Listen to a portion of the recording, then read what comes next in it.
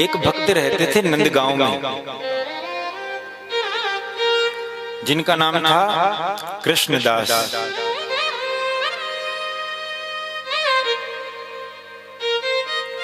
अच्छा, एक बार वो महाभारत की कथा को सुन रहे थे।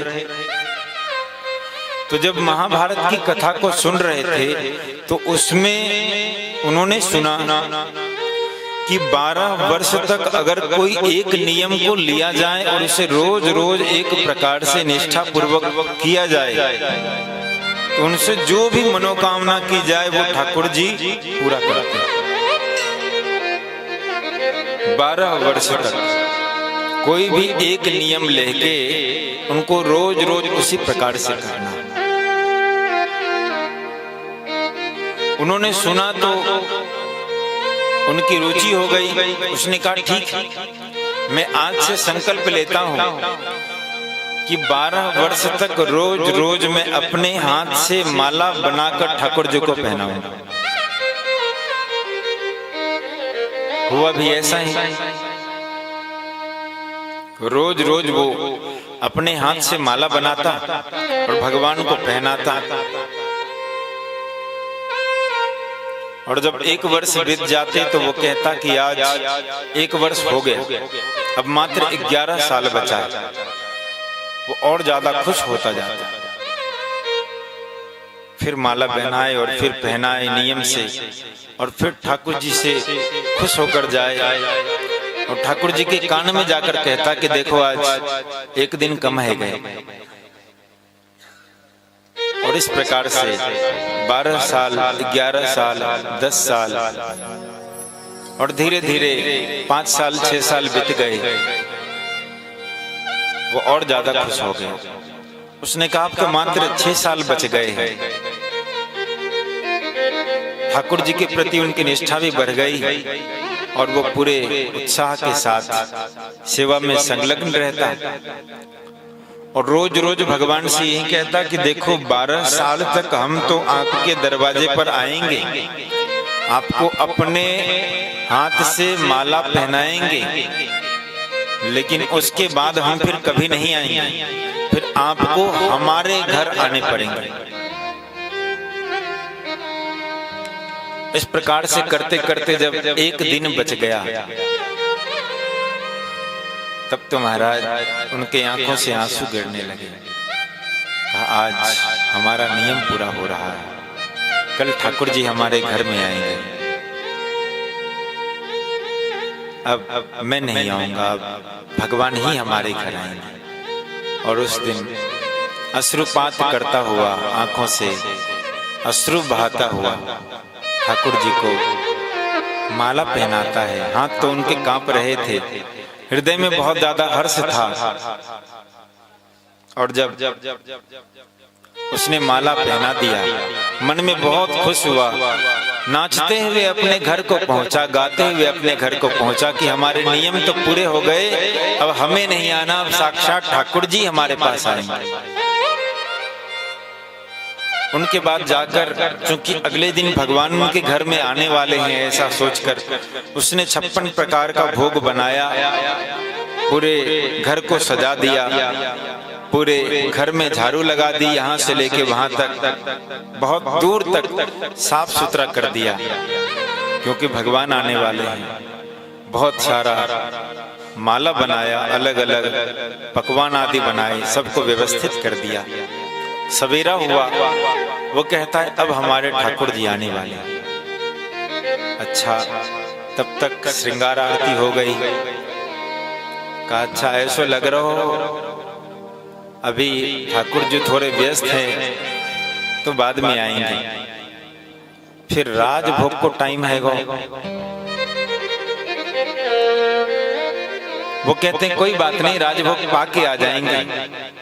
फिर नहीं आए। कहा ओहो, ऐसा लगता है हमारे ठाकुर जी अभी गैया चराने गए। अब कोई बात नहीं, शाम में आएंगे। शाम में भी ना आए महाराज। उनके बाद कहते हैं कोई बात नहीं, अभी ठाकुर जी की आरती हो रही, शयन आरती, तो उनके बाद फिर आएंगे। फिर भी नहीं आया। और जब फिर भी भगवान नहीं आए, तब जितने भी पकवान बनाए थे 56 भोग सबको उठा लिया।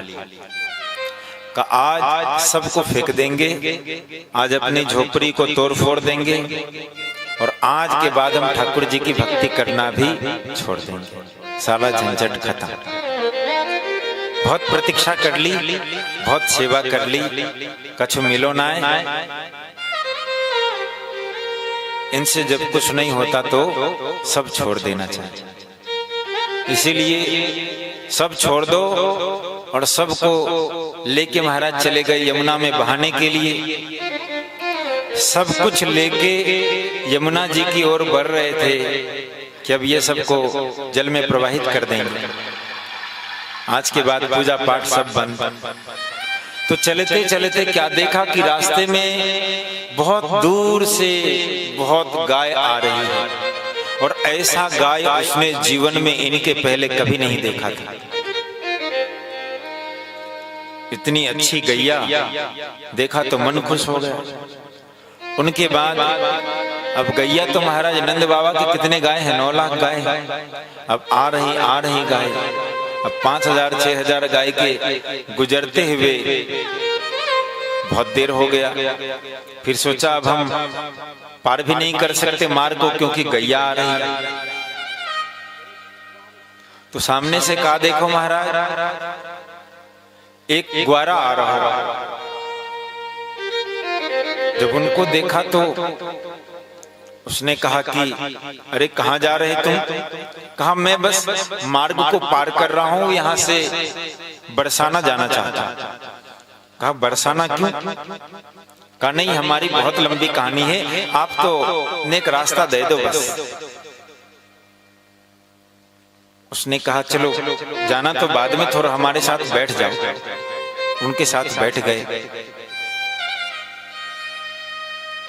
उनके बाद जितना भी भोग उसने बनाया था वो फेंकने के लिए जा रहे थे। तो ग्वारा ने पूछा ये क्या है? कहा ये भोग है, हमने बनाया था कृष्ण के लिए, लेकिन वो आए नहीं, हमारा मन रुष्ट हो गया तो हम इसे अब यमुना में प्रवाहित करने जा रहे हैं। आज के बाद फिर कभी भक्ति नहीं करनी। ये सब बेकार की चीज। भगवान कृष्ण ने कहा तुम फेंकोगे उससे अच्छा हमें खिला दो। कहा ठीक है खिला देंगे। तो कहा तुम अपने हाथ से खा लो। कहा मैं अपने हाथ से नहीं खा सकता, देखो हमारे हाथ में गोबर लगे हुए। कहा फिर कहा ऐसा करो तुम खा लो और तुम अपने ही हाथन से मुझे खिला दो। तो उसने वैसा ही किया, खुद तो खा रहे और उनको भी खिला रहे, खुद खा रहे उनको भी खिला रहे।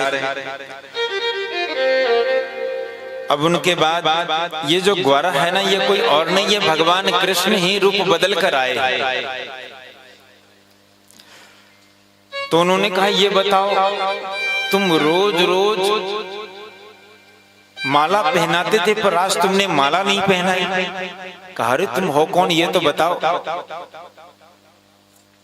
जब बहुत ज्यादा आग्रह किया तो भगवान अपने स्वरूप में प्रकट हो गए। बोलिए कृष्णचंद्र भगवान। और जब वो अपने स्वरूप में प्रकट हुए तब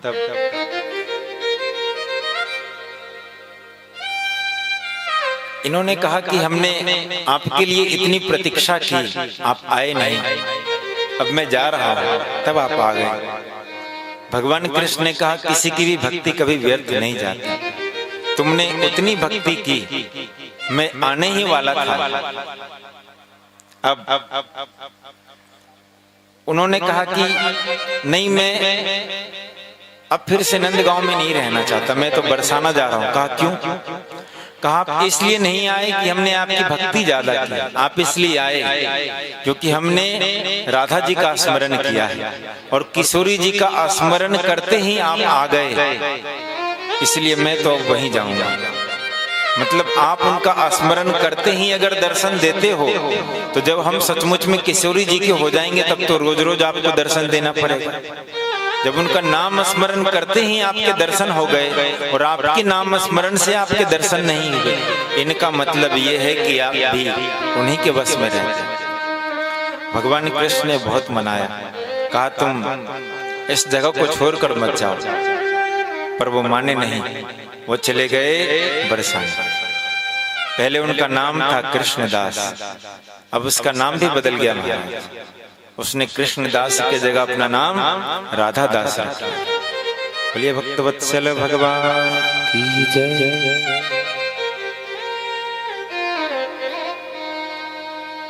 तो भक्ति कभी व्यर्थ नहीं जाती, और कुछ व्यर्थ हो जाए पर भगवान के लिए किया गया तप जब ये कभी व्यर्थ नहीं जाता।